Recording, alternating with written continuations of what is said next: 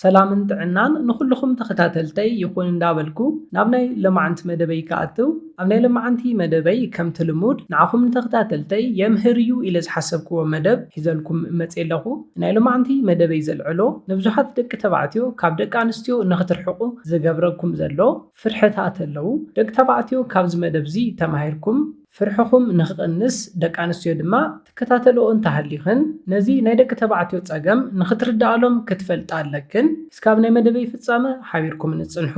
ነዚ ቻነል ሓድሽ ዝኾንኩም ሰብስክራይብ ብምግባርን ነታ ናይ ደውል ምልክት ሓንቲ ሻዕ ብምንካእን ዝተፈላለዩ ናይ ፆታዊ ርክብ ናይ ጥዕና ከምኡውን ሓዳርን ናይ ፍቕርን ሂወት ኢንፎርሜሽን ትረኽብሉ ቻነል ስድራ ንኽትኮኑ ብኽብሪ ንሓትት። መደብና ናብ ብዙሓት ሰባት በፂሑ ብዙሓት ኣሕዋትና ትምህርቲ ንክወስድሉ ላይክ ጌርኩም ጀመርዎ። ስድራን ዝኾንኩምኒ እንዳመስገንኩ ናብ መደበይ ክምለስ። እቲ ቀዳማይ ካብ ደቂ ኣንስትዮ ዘርሕቐኩም ዘሎ ትብዓት ምስኣን እዩ።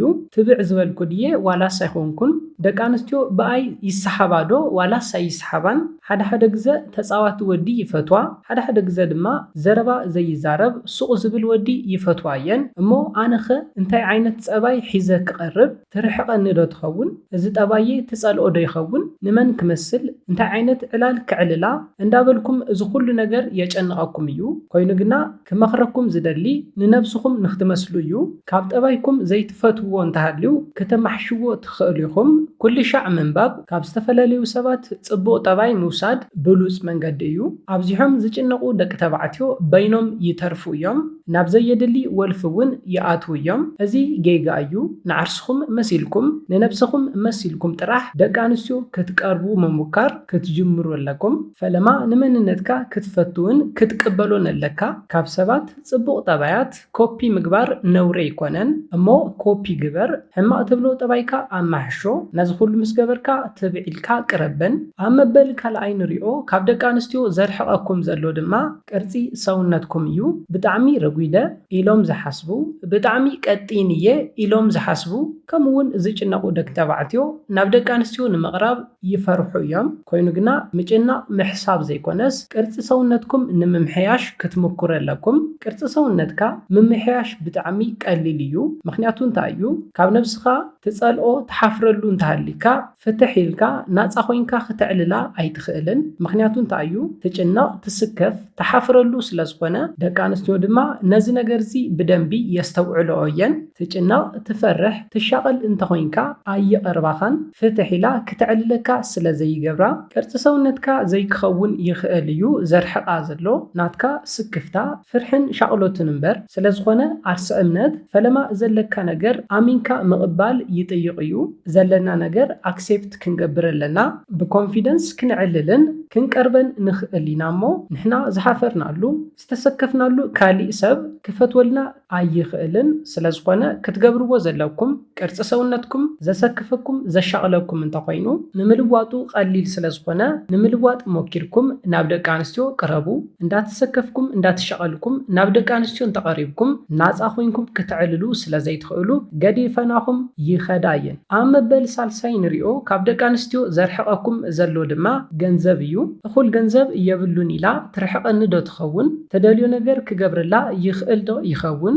ንኸይድ ናብ ትብለኒ ቦታታት ከ ክወስዳ ዶ ይኽእል?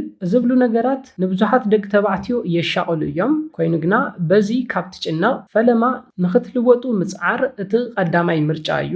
እንተዘይኮይኑ ግና ንፍቕሪ ሓሲብካያ ትቐርባ ጓል ኣንስተይቲ ዘለካ ኣሚና ክትቅበል ትኽእል። ካብ ዓቕምኻን ላዕሊ ክትገብረላ ዘይተጨነቐካ ገንዘብ ደልያ ትመፅእ ክትኮን የብላን። ስለ ዝኾነ ብናይ ገንዘብ ጭንቂ ክሕዘካ የብሉን።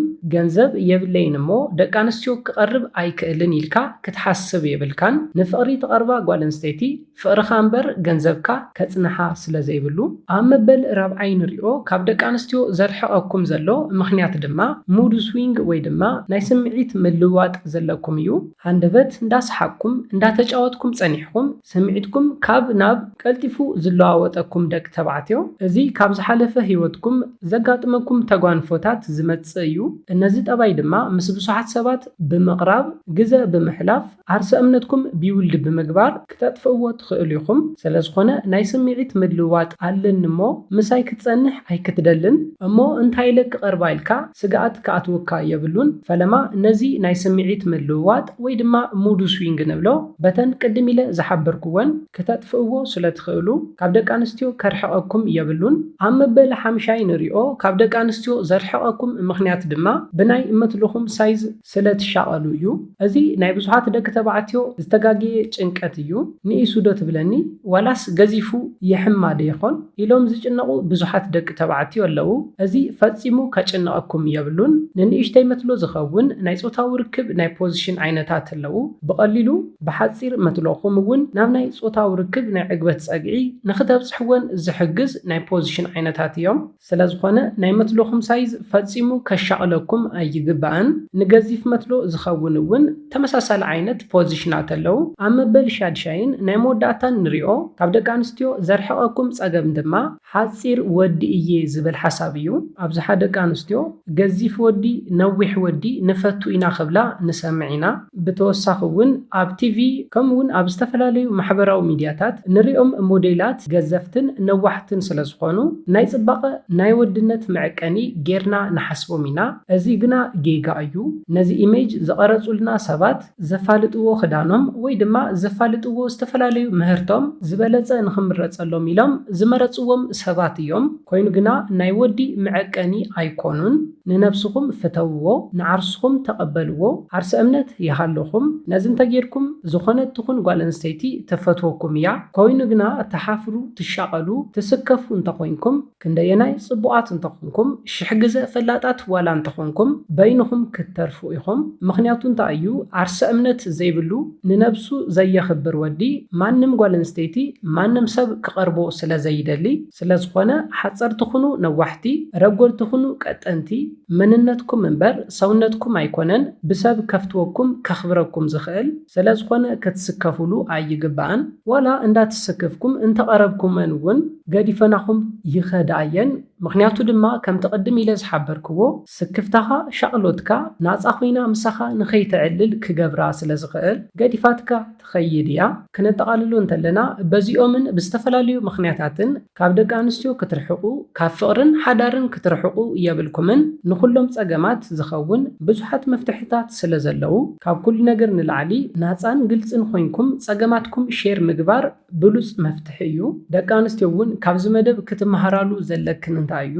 ብዙሓት ደቂ ተባዕትዮ ብብዙሓት ዘይረብሑን ዘየጭንቁን ክመሓየሹ ብዝኽእሉ ነገራት ይስከፉ ከም ዘለውን ክትፈልጣ ኣለክን። ዕሊልኩም ተመያይጥኩም ክትልውጥዎም ብትኽእሉ ነገራት ደቂ ተባዕትዮ ከም ዝጭነቑ ክትፈልጣ ኣለክን። ብፍላይ ዝቐረበክ ወዲ ክጭነቕ፣ ክሻቐል፣ ክስከፍ ትርእዮ እንተኮንኪ ናፃ ግልፂ ኮንኪ ንሱ እውን ናፃ ግልፂ ንክኾነልኪ ብምግባር ዕሊልኩም ተመያይጥኩም ሼር ጌርኩም ብሓባር ፀገማትኩም ብምፍታሕ ንነዊሕ ግዜ ክጸንሕ ዝኽእል ሰላማዊ ፍቕርን ሓዳርን ክትምስርቱ ትኽእሉ ኢኹም። ፍቑራት ፀገማቶም ዝመያየጡን ዘዕልሉን እንተኮይኖም ኣብ መንጎኦም ዝህልው ምቅርራብ ስጡም እዩ ዝኸውን። ስለዝኾነ ተመያየጡ።